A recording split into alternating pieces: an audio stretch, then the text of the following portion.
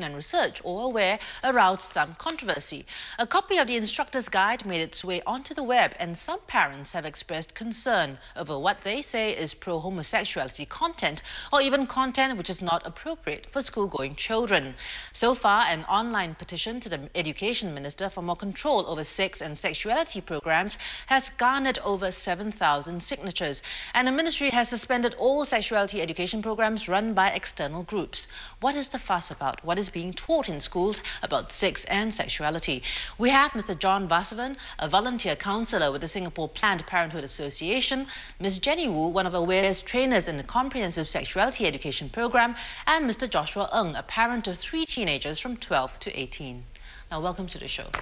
Now, Jenny, let's start with you. Let's deal straight away with this controversy that has erupted over the internet, over your program. Is it true that there are lines in the trainer's manual which let me quote, say, anal sex can be healthy or neutral if practiced with consent and with a condom, and homosexuality is perfectly normal, just like heterosexuality, it is simply the way you are? I mean, are these lines in? Right, okay.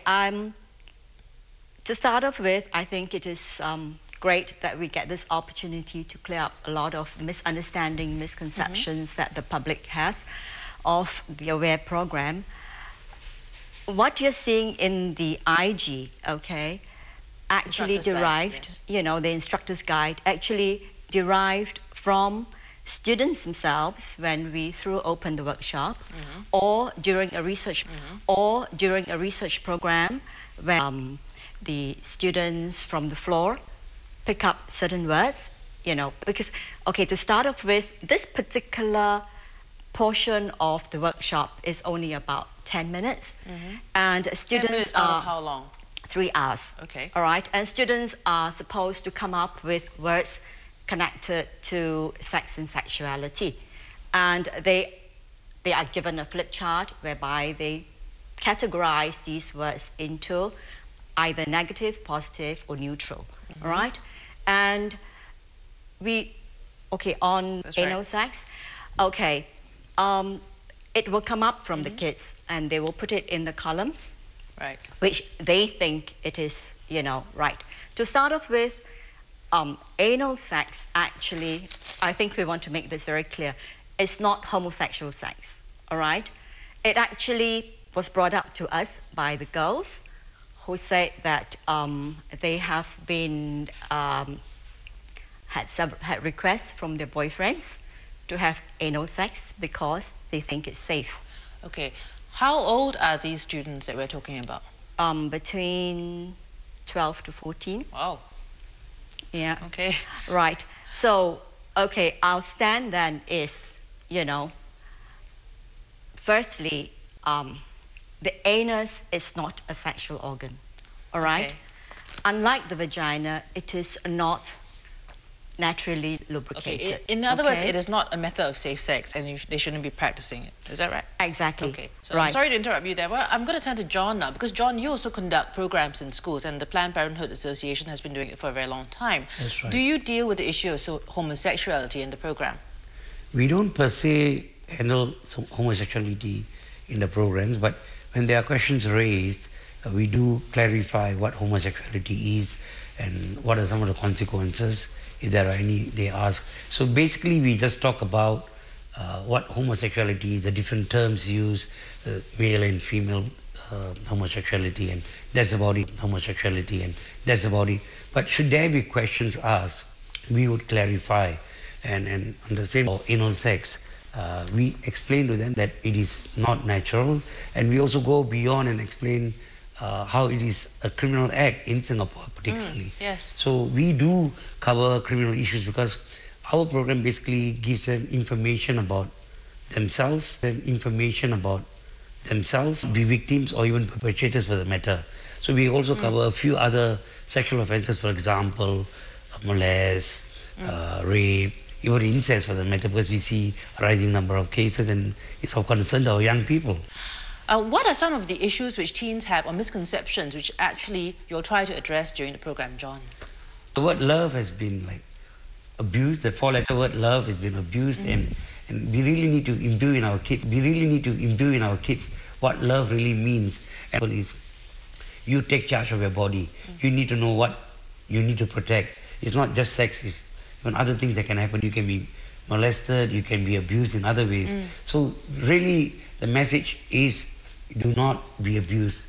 Take charge of your body. Be responsible to yourself before you're responsible to somebody else. And I think that's very important. Jenny, what is your experience? Aware also has, you know, in the program we also teach the same values to the children, and we have got several areas of the program where they learn how to, you know, negotiate with their boyfriends, to abstain from having sex, you know. So I think, yeah, these are the values that we do talk about, very much the same as John, you know, that to take care of, that they are, at the end of the day, they are responsible for their own bodies. Yeah. Usually the girls treasure a relationship, generally speaking. I'm not stereotyping, but the boys are a bit more adventurous. They just want to have physical contact and fun. And this is where we tell the girls where their boundaries can be, how much personal space they want, and when they can learn how to say no, and what are the alternatives to intercourse. Can they do something else and still value the relationship? And that's important. And of course, we also see an increase in the adventurous girls now. Oh, we want to try. Maybe because of the influence of the media. So we also tell the boys, you know, think carefully. You know, you're entering a relationship. Are you ready?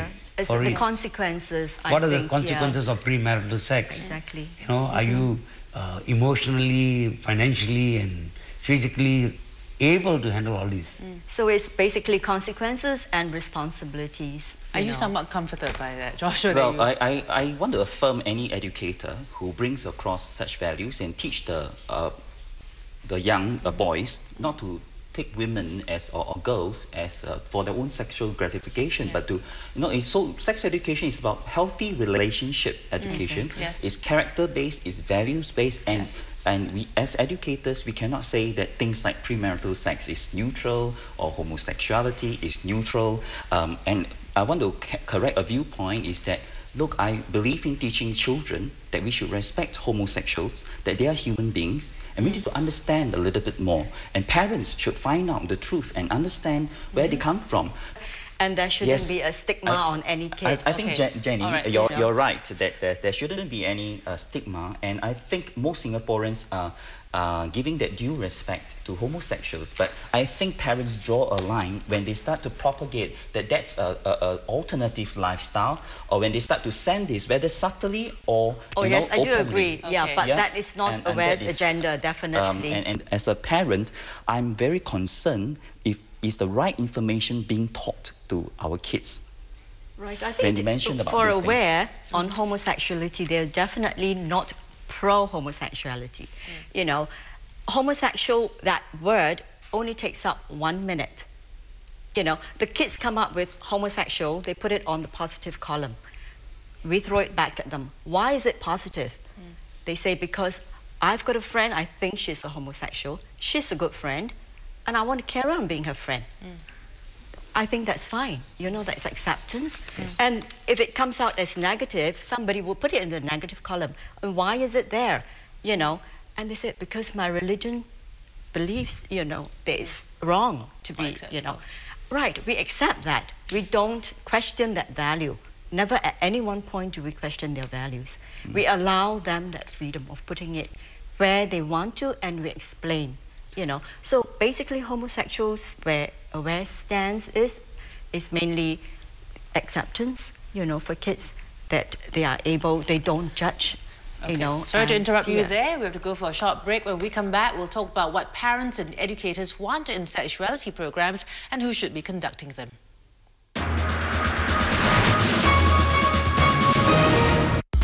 Samsung featured its latest Ultra Touch phone at the first ever Audi Fashion Festival.